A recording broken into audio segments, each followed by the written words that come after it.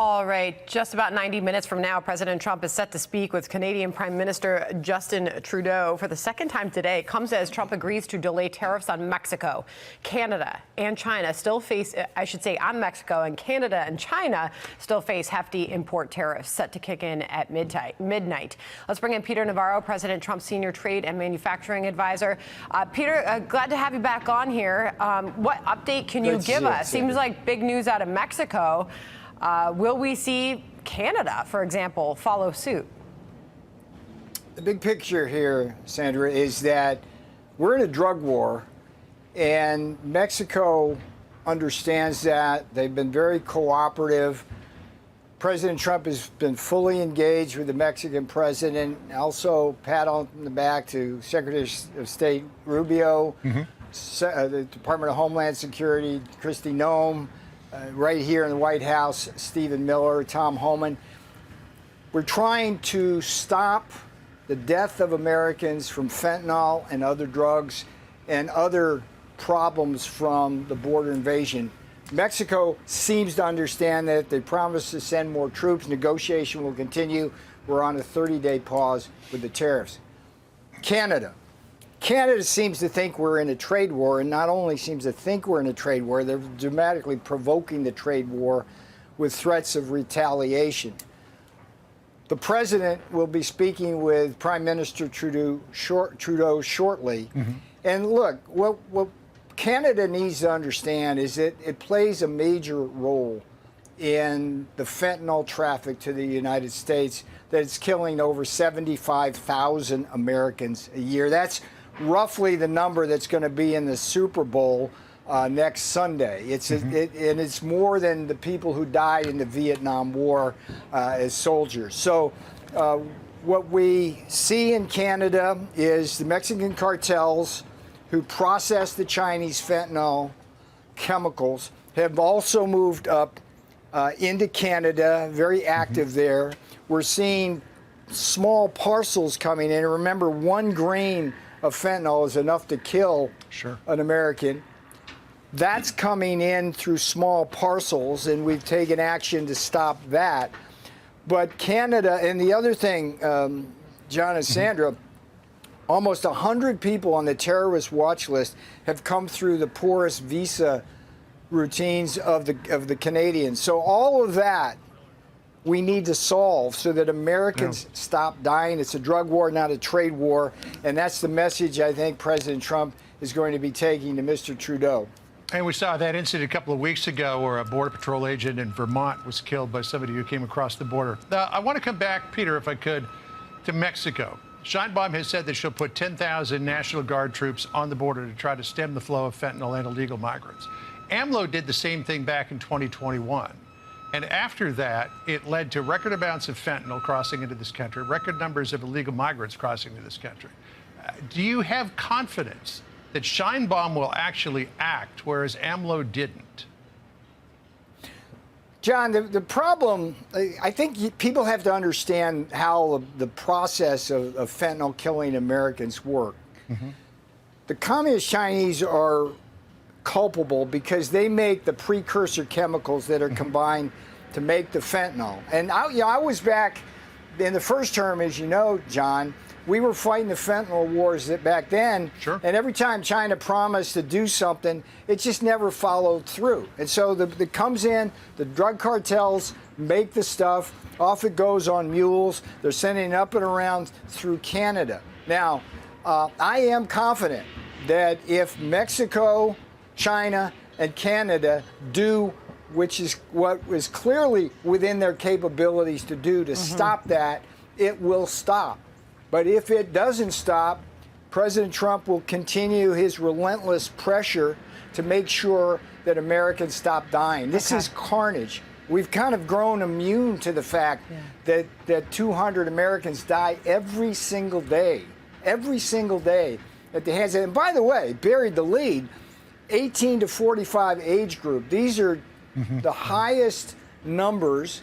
It's the leading cause of death for that demographic. It's our prime working class people, and we're having our economy hollowed out in part by these deaths. So I'm confident that President Trump is going to get this job done, but it's going to have to be Canadian Prime Minister recognizing it's a drug war, not a trade war, and stop this talk about escalation. I think you get a lot of public support when you pitch it that way, for sure. And we have seen that out there in the polling.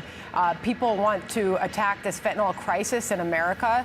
And if you're pitching this as a way to do so, I'm sure you can continue to gain a lot of public support. In the meantime, there are some Republicans in Congress who are saying, this is a tax, and they're against more taxes on the American people in this moment. Rand Paul from Kentucky tweeted out, tariffs are simply taxes. Conservatives once united against new taxes. Taxing trade will mean less trade and higher prices. So while you might get more support for the war on fentanyl, there are people who are still living through historically high prices, and they just came off an administration that ran inflation up to levels we've never seen. So can you promise this won't eventually lead to an economic hit in the form of higher prices for American people? What's funny to me as an economist, Sandra, is if you go back to 2018, 2019, when President Trump imposed historic tariffs on China, steel and aluminum, solar, dishwashers, other products. Those very same people, whether they're on the Hill or whether they're in think tanks or whether they're in the ivory tower or whether they're on the media, they all said the same thing. We were going to have inflation and recession. And guess what? We had neither. Neither. It's because of how countries respond to tariffs as a rule. We are the biggest market in the world. They take advantage of us. We have the lowest tariffs, the lowest trade barriers of any. They flood our markets. What's the first thing that happens when we raise tariffs? They lower their prices. Yeah. And we saw no inflation, and we saw no recession. We saw prosperity, a golden age. And that's what we're going to have. And this is the first step.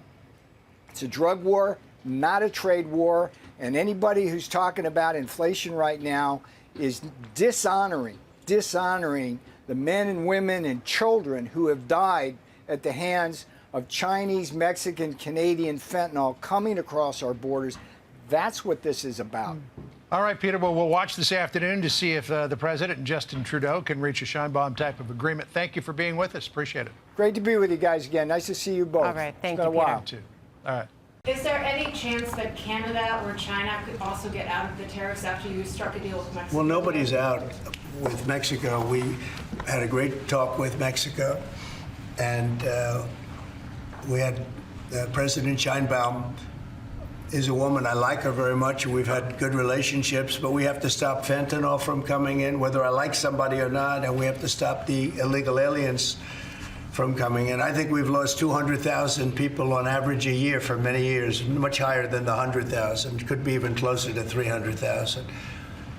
And they've agreed to put in 10,000 soldiers permanently, like forever, 10,000 soldiers at their side of the border and stop fentanyl and illegal aliens from coming into our country. They have a big incentive to do. Other than that, we've agreed to talk and consider various other things. We haven't agreed on tariffs yet, and maybe we will, maybe we won't. But we have a very good relationship. We are the biggest market in the world. They take advantage of us. We have the lowest tariffs, the lowest trade barriers of any. They flood our markets. What's the first thing that happens when we raise tariffs? They lower their prices. Okay, so that was President Trump's senior trade and manufacturing advisor, Peter Navarro, on the president's tariff implementation. He joined us here live last hour.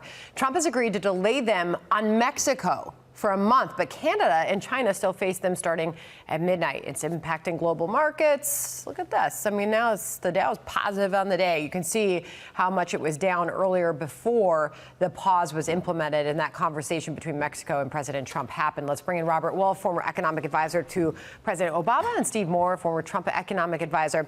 Robert, I want to start with you first. I mean, you just heard it there. Navarro is fiercely defending these tariffs.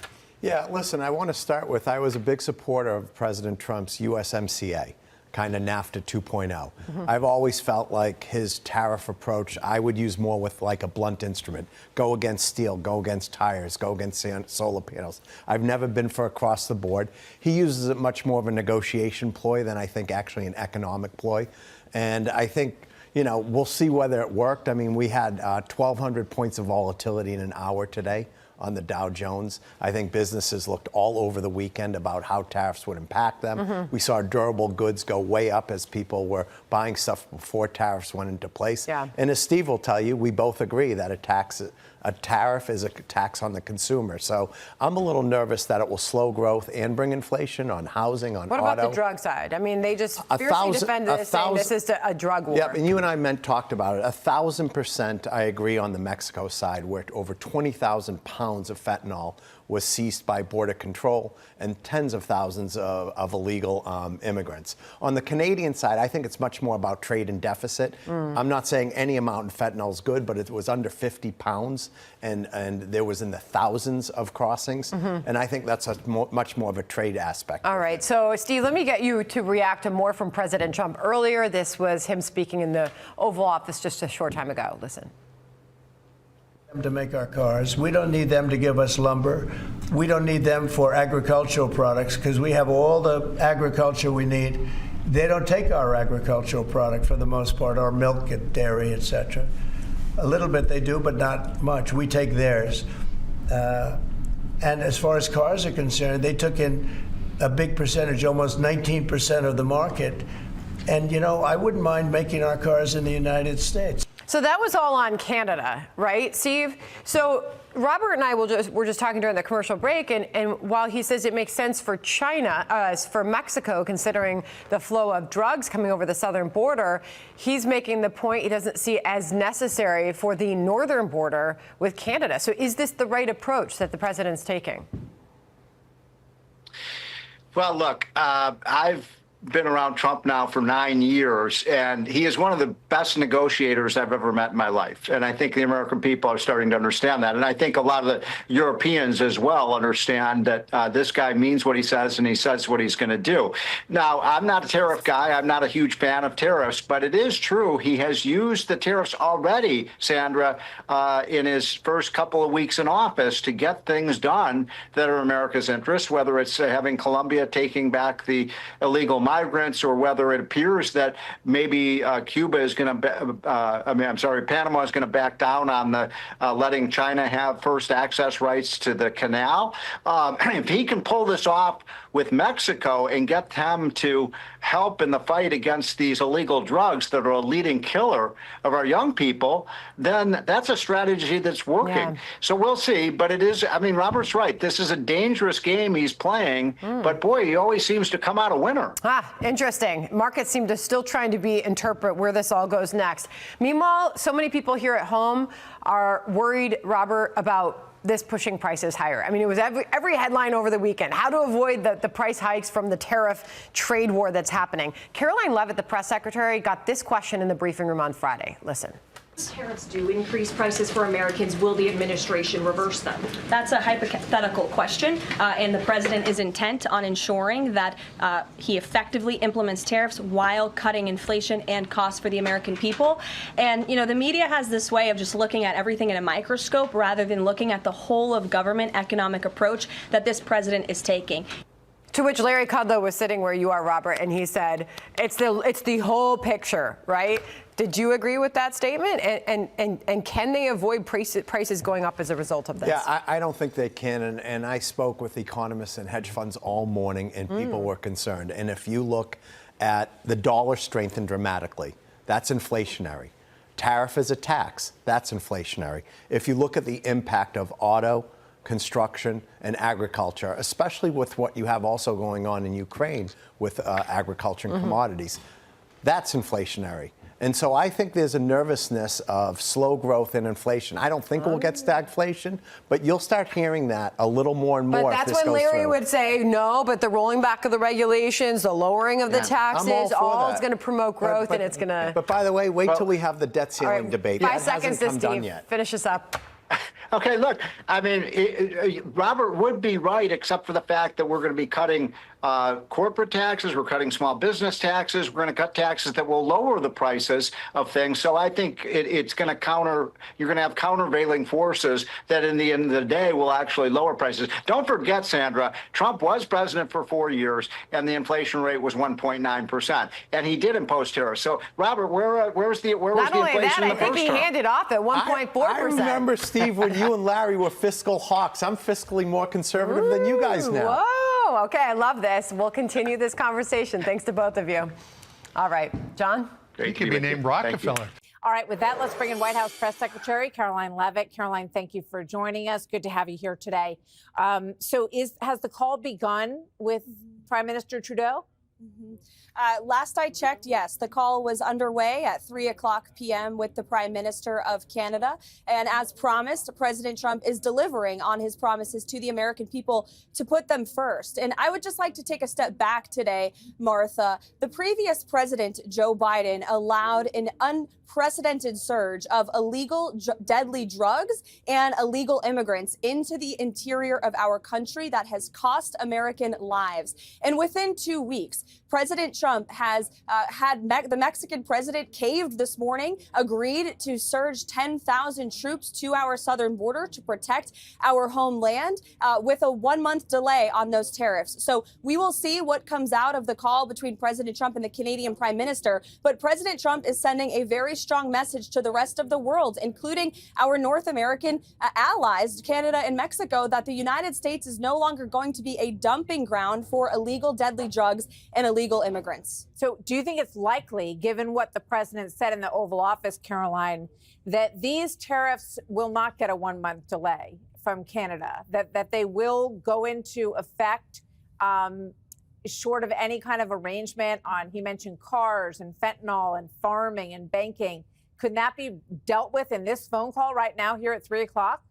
Well, we'll have to see if Prime Minister Trudeau is willing to do what's right, not just for the American people, but also for the Canadian people, as these tariffs will cause immense pain and suffering to his people in Canada, but they'll be good, again, for the American people, because President Trump has made it very clear that he expects leaders around the world to not only cooperate with the repatriation of their nation's citizens, but also no longer just view the United States as a place where illegal deadly fentanyl and illegal immigrants can surge our country's territorial borders. Yeah, well, there's a lot to reverse, and it's pretty clear that President Trump is very determined to make that happen quickly. However, Chuck Schumer is a little bit worried about his Super Bowl party, Caroline. Let's watch this. Let's just take Super Bowl Sunday, okay? It's going to affect beer, okay? Most of it, Corona here, comes from Mexico. It's going to affect your guac, because what is guacamole made of? Avocados, both from Mexico. If you have pizza, it's going to affect the cost of cheese. He doesn't want any pain at his Super Bowl party, Caroline. What do you have to say about that very interesting show and tell?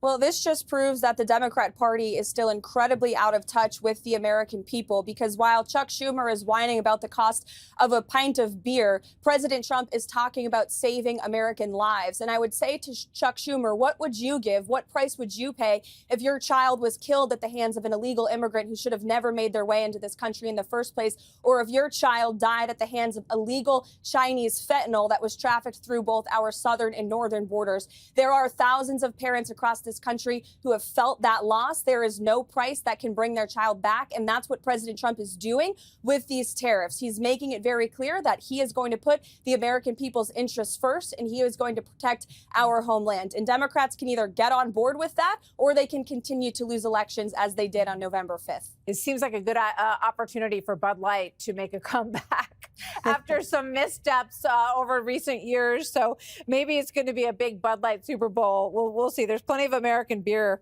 to go around. That's right. Here's some NBA fans in Toronto booing our national anthem. Caroline, watch this.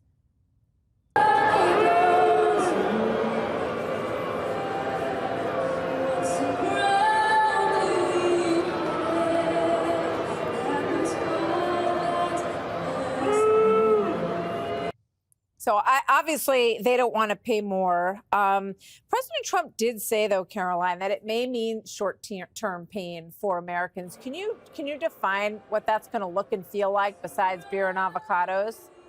Well, again, I think nothing can compare to the pain and the suffering that has been inflicted upon the American people because of the illegal immigration and drug crisis we've faced, especially over the past 4 years. But when it comes to reducing inflation, this administration remains wholeheartedly committed to bringing down costs while President Trump effectively utilizes tariffs. You saw President Trump already launch a massive deregulatory agenda, slashing 10 regulations for every new one on the book. He signed that executive order last week. He's also launched a massive energy push, and Trump energy boom is incoming, which we know will reduce the cost of living in this country as well. And so we are all hands on deck here at the White House and across the government to ensure that we're cutting costs for Americans where we can, while the president simultaneously effectively utilizes tariffs as he did in his first term. And look no further than his first term record as president. When he left office, inflation was 1.4%. The only reason we had an inflationary crisis was because of the previous administration, Joe Biden's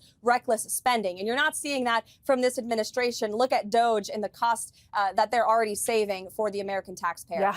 Well, Joe Biden was very confused about what the level of inflation was when he came in. He seemed to, gloss over that number and think it was a lot higher. But in fact, it was in the 1% range, as you point out.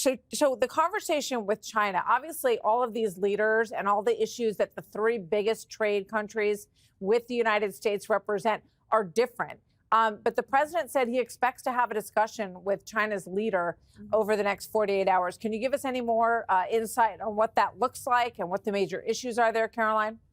Well, as the president said in the Oval Office just moments ago, there is a plan for him to talk to President Xi in the next 24 hours, as President Trump said. I won't get ahead of that discussion, but I will echo what the president put when he signed the 10% tariff on China, that we are not going to allow this country to, again, be a dumping ground for illegal Chinese fentanyl that is killing tens of thousands of Americans every single year. And so the president has made it very clear to China that we are not going to tolerate that. And I would also add that many of President Trump's tariffs from the first term are still in effect. Yeah. The previous administration knew that they were effective, and that's why they have still been placed on China to this day. Hey, just real quick before I let you go, he kept coming back to the issue of cars. I mean, clearly the president is agitated, and rightfully so, over the fact that American cars are not being bought by these other countries. Is that an area where you could see growth, you could see some agreement with Canada and perhaps with China as well? And Europe, you mentioned. Well, President Trump certainly wants to see countries around the world purchasing American-made vehicles and products. We have the best workers in the world. We have the resources that we need to build vehicles and many other industries right here at home. And so that's a big part of this as well, is President Trump implementing these tariffs to raise revenue here in the United States of America, but also to protect critical industries and bring jobs back home as well. Well, it's interesting. The Dow was down quite a bit. It's now hovering around the unchanged level as we watch this. And if we get breaking news out of this conversation with Canada, perhaps another delay in these tariffs, every business in America, big and small, is watching this, because it isn't just beer and guacamole. It's every little part that goes into different things that Americans make and eat and buy that businesses are watching closely. So it's a fascinating process to keep an eye on. Sorry, and what, Caroline? I would just add, Martha, that President Trump wants all of those products and all of those businesses to continue doing what they do best, but right here in the United States of America. And he has promised the lowest energy costs and lowest taxes anywhere in the world if companies from around the globe decide to do business in the United States of America. We are open for business with President Trump in the Oval Office. A lot going on. Very interesting and fascinating to watch. Caroline, thank you so much. We'll see you soon. Thanks, Martha. You too. All right. Now, Mexico becomes the first country to blink as we wait to see what happens with Canada. So let's bring in former Minister of Foreign Affairs of Canada, John Baird, to join us now. John, thanks for being with us. It's a pretty big moment for Canada. We're waiting to see how this meeting has gone or will go between Justin Trudeau and President Trump. What do you think can be done on Canada's side of this negotiation to avoid these tariffs? Well, first, let me congratulate you on the new show, Will. A lot of viewers in Canada watch you, so congratulations. Obviously, these tariffs are unjustified. They're massive. They're unjustifiable. 99% of products from the United States that come over to Canada come tariff-free. I do believe, though, obviously we've got to look at the legitimate concerns on fentanyl, legitimate concerns on illegal border crossings. I think Canada, the government's been very clear, is prepared to take every action that they can take to help a friend. It's just what a good neighbor would do, and I think that's important. I do think it's a really difficult time for Canada, though, because the Prime Minister has resigned. He was taken out by his own party. We're going to have a new Prime Minister in several weeks and a new government in several months. And I think a new Prime Minister, new government will be a better partner for the United States and, frankly, for most of the free world. Let me explore, dig into some of the words that you used. Unjustifiable, these tariffs, unjustified. President Trump, when he talks about it, talks about several different angles. He talks about, the fentanyl and illegal immigration coming across the northern border. We know how much comes across the southern border. He's just not exempting the northern border as part of this equation. He also talks about trade imbalances when it comes to Canadian and American trade relationships. We have seen some news, by the way, John, that some Canadian companies have already considered moving their course of business, their primary location of business, to the United States to avoid these kinds of tariffs. You can see some potential upside for the United States. So when you look at it, do you not see justification or do you have any sense, do you know why President Trump is looking for these tariffs? Well, the power that he has to impose these tariffs are all based on national security. So that's why he's obviously leading with fentanyl and immigration. No argument, we've got to step up our game. I think the government of Canada has said they are prepared to do so. But he also is talking about banking. He's also talking about the trade tariffs. The trade agreement that we have with the United States was actually signed by President Trump. And part of that deal calls for a review of it next year. We can review it whenever he wants and look at legitimate grievances that they have. Already 99% of trade comes across for free. The United States does have a $50 billion trade surplus when you take oil and natural gas out of the equation. And obviously that's a boom for the United States because all that is refined in the United States, which creates a lot of job and a lot of economic growth in the United States. So it's a pretty decent relationship. We've got a fairly integrated economy. Some parts of an automobile will go across 6 or 7 times before they're assembled. 3 of the last 4 cars that I've bought were assembled in Michigan. So there's a lot of wealth generation for both sides. Well, I suspect that you're right. The real key to this will be watching what the new government of Canada, when they come in, what deal they can make, what effect that has. I think if there's any lesson for us to take, it is analyze it through the prism of the art of the deal. John Baird. Yes, and look at your last piece. The majority of the Panthers are actually Canadian players. we know your contribution to ice hockey, and we appreciate it. Thank you so much, John. It's the art of the trade war. Just moments ago, Canadian Prime Minister Justin Trudeau announcing a deal with President Trump that U.S. tariffs will be paused on Canada for at least 30 days. Trudeau says he, quote, had a good call with President Trump and that Canada is implementing a $1.3 billion border plan with nearly 10,000 frontline personnel to work on protecting the border.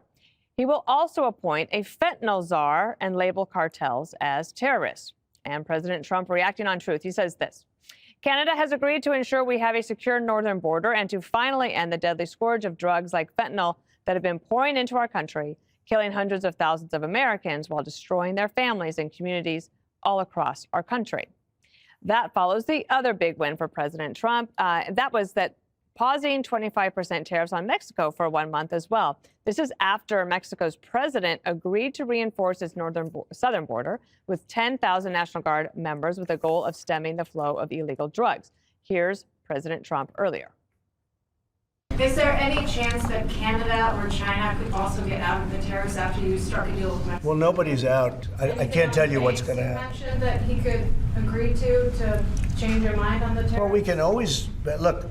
What I'd like to see, Canada become our 51st state. Nobody can compete with us because we're the pot of gold. But if we don't keep winning and keep doing well, we won't be the pot of gold, and then tariffs won't be so good for us. But when you're the pot of gold, the tariffs are very good. They're very powerful. And Democrats are responding to the president's tariff tango with condemnation and some prop comedy. It's going to affect beer, okay?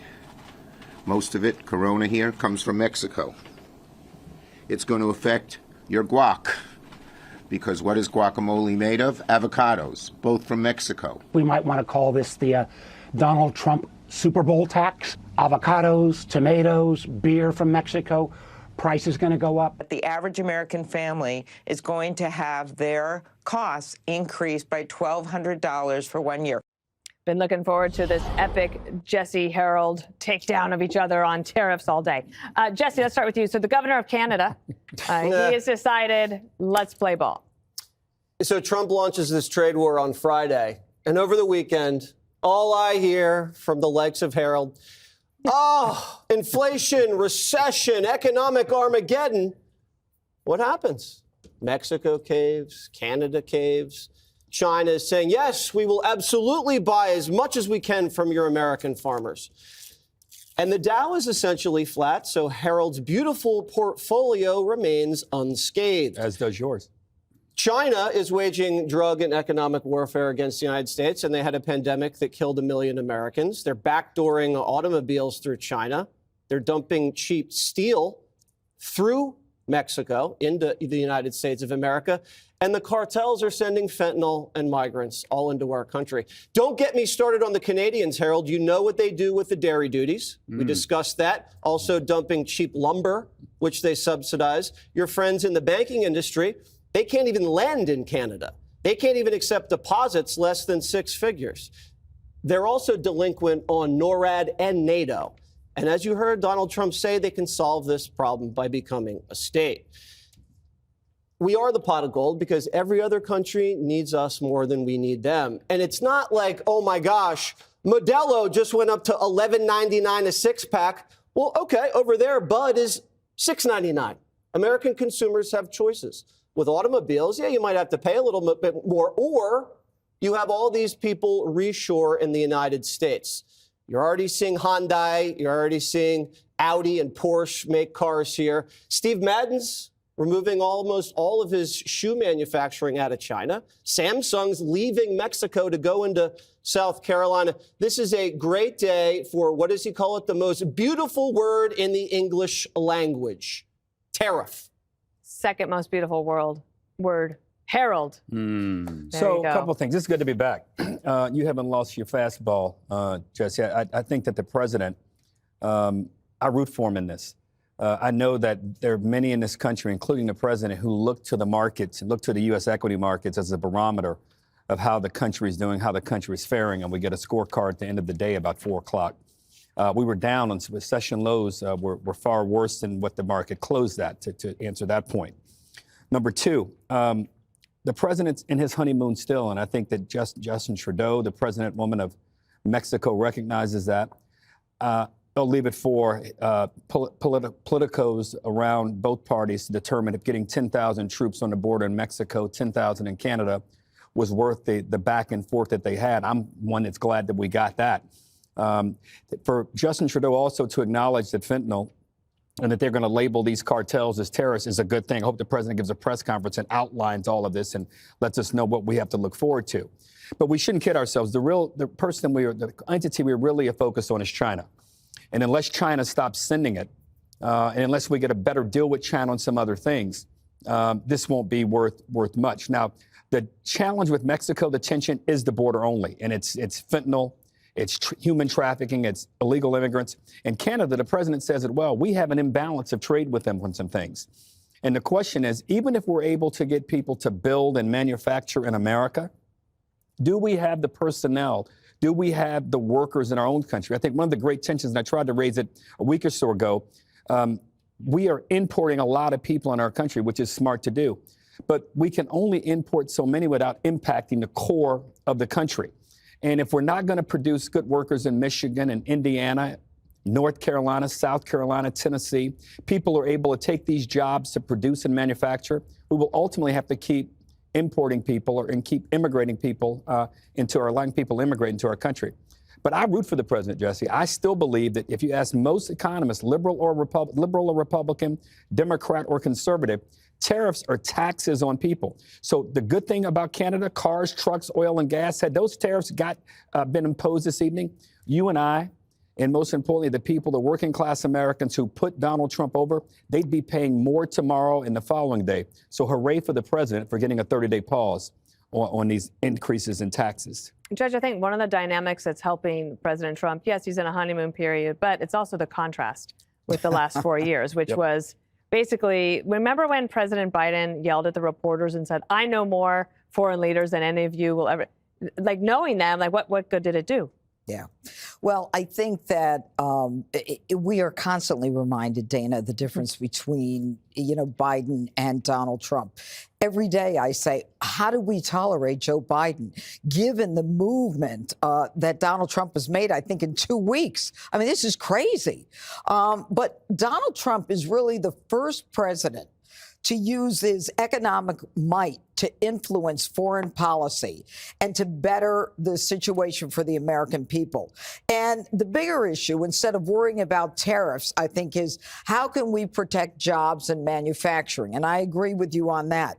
But, watching the Democrats now take out an avocado and guac and all that, all of a sudden they're concerned about grocery prices. I mean, where were they the last 4 years when Americans couldn't afford groceries and they couldn't talk about it, which is one of the reasons they lost the election. They're so politically and ideologically motivated that they will never sync with the American people again unless they get right with the American people. But think about the fact, Dana, that if you go to Europe, you don't see American cars. In the United States, in New York, it's Mercedes, BMW, Jaguar, Volkswagen. Why? Because they, as far as they're concerned, they place tariffs on American cars, and then we just buy their cars. It's time for us to really level the playing field because we're tariffed all over the world. But the president is doing it in a way where it's about fentanyl, it's about the border, it's about Canada caving and Mexico caving. And look at Colombia. The first week, you're not sending us our criminals back, and then all of a sudden we're sending the criminals back. Venezuela, I mean, you've got Rick Grenell got prisoners back from Venezuela, and now they're taking all Nicaragua back. It's like Donald Trump said, you're going to take them back and you're going to like it. So this so-called dumbest trade war by the Wall Street Journal is not a trade war. It's really a drug war. Greg, I don't think that the Democrats complaining about egg prices is going to work. They didn't care about egg prices for 4 years. Well, they don't have a lot to go on at this point. I always enjoy a good prop comedian. With Chuck Schumer trying to prove his point with avocados and Corona, that was the first time I saw it. But he should commit to the bit. If he's going to say this is what you're going to miss from Mexico, he should have then had explosive diarrhea just to show you everything you're going to miss. Every Monday, you get the question from Hair and Makeup, how was your weekend? Did you watch the game? Did you go apple picking, Harold? Did you finally throw out that old futon, Jesse? Imagine asking Trump that question. So how was your weekend? Well, I got Venezuela to release the hostages. Yeah. Panama agreed to get China out of its business. Mexico agreed to the border issues. Canada folded. Colombia caved. I got rid of USAID, kicked out 51 Intel liars, fired DOJ deep staters, and I got Canada to punch itself in the face. So how was your weekend? So this is a requiem. Is that the right word? Mm-hmm. I don't know. You don't even know what I'm going to say. Don't listen to me. It's a requiem for people who work on the weekends. The guy that comes in when no one else is there, he's got a big mug of coffee, decides to check his email. Government doesn't work on the weekends. Elon Musk trumped it. The statement, the early bird gets the worm. It's the early bird that works weekend gets more worms than a bait shop. Mm-hmm. So everything is happening so fast, which I love. I read somewhere that stenographers can't keep up with Trump. Yeah. When Biden was in office, the stenographer would actually run personal errands between his thoughts. So everything is faster. Everything is faster. Trump 2.0 versus the previous administration is like a smartphone versus a Commodore 64. And it's understandable. And it's cohesive because every single action succeeds from a fidelity to principle. America first, people get that. And the one in charge is known not to bluff. So you put those two things together and the world is your oyster. But unfortunately, Democrats, they've got a seafood allergy. They couldn't get anything done. So now you learn the lesson to fight big government and the deep state is to be fast and agile, because that's the only way you outrun a blob. The question is, was this always possible? You know, were the previous administrations keeping the golden age from us? And did Trump just release the dam literally in California, figuratively all over the world? Because I've never seen so many people say, no, you can't do that, and then say, yes, right away, sir. I was wrong when I said that he would complete his presidency in 3 months. It's now 2 months, and it'll be under budget. All right. In your face, Harold. No bluffs given. Yeah, Still one of my no favorite bluffs lines given. of yours from last week. Kept me laughing all weekend. Breaking tonight, tariffs, terminations, and a takeover. President Donald Trump will hold off on tariffs against Mexico and Canada for further negotiations as China braces for impact. President Trump is giving Canada and Mexico 30 days after specific promises by both countries to shore up border control efforts. We will speak with the Canadian ambassador to the United Nations about the tariff threat going forward in just a bit. It comes amid an expected mass exodus of employees from federal agencies, including the Justice Department, as the Department of Government Efficiency, or DOGE, works to close down one agency altogether, putting some foreign aid in jeopardy in the short term. Senior White House correspondent Peter Ducey is following all of this live from the North Lawn. Good evening, Peter. Good evening, Brett. The president's threats of economic punishment for neighbors he did not think respected American borders enough worked. There are not going to be any new tariffs on Canada or Mexico for at least another 30 days. China is a different story. I don't know anything about a comeback, but they tell me it's very exciting. By sending 10,000 Mexican troops to the U.S. border, Mexico's president delayed tariffs by a month. Canada's prime minister says they're implementing our $1.3 billion border plan, sending nearly 10,000 frontline personnel to the northern border, appointing a fentanyl czar, and so proposed tariffs will be paused for at least 30 days. That announcement came after the second Trump-Trudeau call of the day. Canada's very tough. 43 pounds of fentanyl was seized at the northern border last year, a fraction of the 20,000 pounds seized at the southern border. This is not a trade war. This is a drug war. The tariffs on Mexico and Canada are just paused. In a month, if they are imposed, Democrats warn prices could go up. It's going to affect beer, okay? It's going to affect your guac. The president's team argues that's not as important as stopping fentanyl components. Anybody who's talking about inflation right now is dishonoring the men and women and children who have died at the hands of Chinese, Mexican, Canadian fentanyl coming across our borders. And that'll be subject of a White House Beijing call within 24 hours about planned tariffs on China that will start at 10%. China hopefully is going to stop sending us fentanyl, and if they're not, the tariffs are going to go substantially higher. Attempting to reform USAID, the agency that distributes civilian aid around the world, saw the White House order staffers locked out of a closed USAID headquarters, and Secretary of State Rubio named acting director. When it comes to fraud, if there's fraud, these people are lunatics.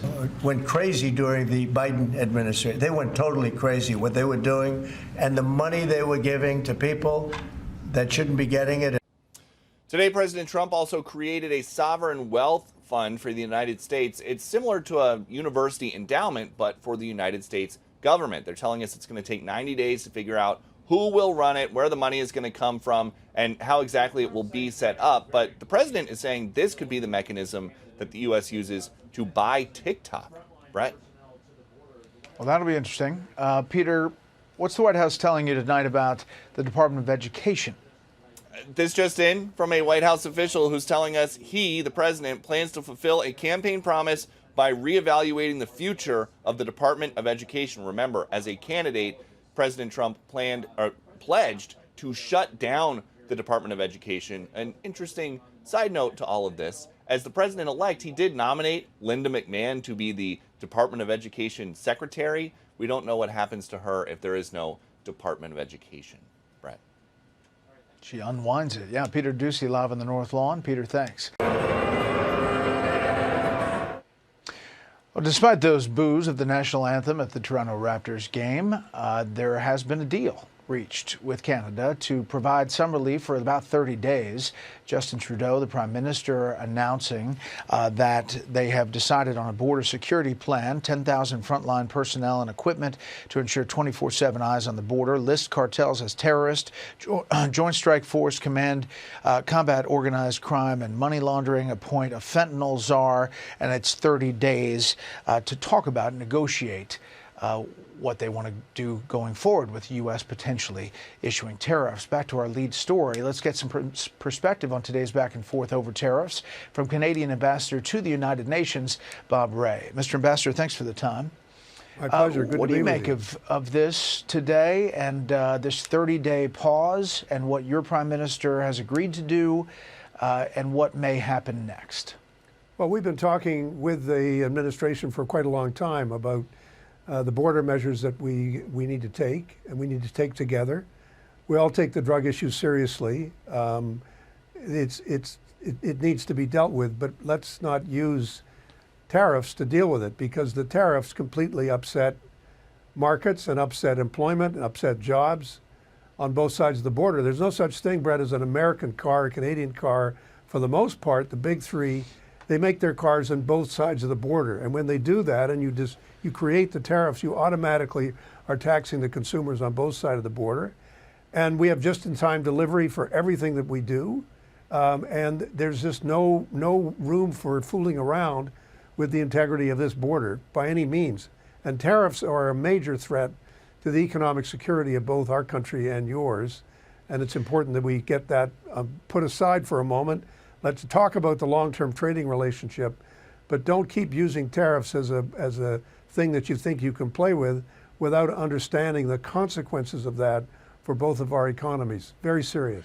Well, Mr. Ambassador, President Trump sees it obviously differently. He sees a trade deficit with Canada. The U.S. Census Bureau has it at $64.3 billion, but he puts it at over $100 billion, and sometimes, depending on how he talks about it, $150 billion. Yeah, well, either way, there is a major trade deficit with Canada. So to rectify that, they are saying, what are you going to come to the table with beyond these border provisions that the Prime Minister announced today? Well, we have something called an agreement, a treaty, Brett, between our two countries that's been signed, sealed, and delivered. Sure. We have an auto pact. It came under the that, Trump administration. That's right. Well, and before that, we had one over many, many years. NAFTA, and then it was redone. And before that, we had an auto pact, which went back to 1964. So we've had a lot of agreements. My point is, you don't just threaten to do things which end up causing huge challenges for both countries in the marketplace. And you don't do it by putting a tax on consumers and a tax on producers. That's going to end up making the economy less efficient. You understand the trade deficit argument. I do, but I want to put it to you that when it comes to the overall economic relationship, when it comes to services, when it comes to tourism, when it comes to the number of Canadians who are investing in a whole variety of ways in the United States, it's a win-win situation between our two countries. And to try to say that, whether you say that one group says it's 60 billion, the president says one day says it's 100 billion, the next day he says it's 150 billion. Come on, give us a break here. What do you see the number? What is the number? I don't see the number as being a deficit, because when you look at the overall services sector of the economy, when you look at the overall investment relationships between the two countries, this is not a lose relationship for the United States. And I think it's really important for people to hear us out on this and for there to be a discussion. We are willing and want to have a serious discussion about the renewal of the current trade agreement that was negotiated with President Trump before, which is due to come in 2026. But I think to keep on threatening the tariffs at this point is a terrible idea, because, as I say, it makes your country poorer, markets go down, and investment goes down, and security goes down. Clearly, the administration sees it as a movement today, with Mexico and Canada promising a lot that they weren't promising before. Not true in our case. I mean, can only speak very directly on this. We've had candid conversations with the administration for a long time on what we felt we could do and what we felt needed to be done, not just for you, but also for us. And many of those expenditures were already announced by the Prime Minister many, many weeks ago. So we've had an ongoing discussion here. Yep. Mr. Ambassador, has your opinion of President Trump changed from when he first came to office in 2016, 2017? My personal opinion? No, it hasn't changed. Yeah. Because you wrote in 2017 that the determination of many world leaders to try to normalize this leadership has to be brought to ground. He should not be welcome in our country. Speaking about not welcoming the President of the United States to Canada. Well, first of all, I made that comment when I was in private life. We've all said different things in private life, but if you said, has my opinion overall changed, I would say to you very directly that the concern that I think all Canadians have, it's not a personal thing about President Trump. The concern we have is that we don't want the administration making and taking decisions that are going to create insecurity, uncertainty, and real collapses in the market in a way that's quite arbitrary. Yeah. And that's why we're trying to have a reasonable and sensible discussion, and that's the kind of discussion I appreciate we'd like to have, and one that's respectful. And by the way, we're not the 51st state. We're a sovereign, independent country. Our leader deserves to be treated with respect, and we deserve to be treated with respect, and that's the way we want to proceed. Well, Mr. Ambassador, we appreciate you coming on and Thank you. telling us your point of view.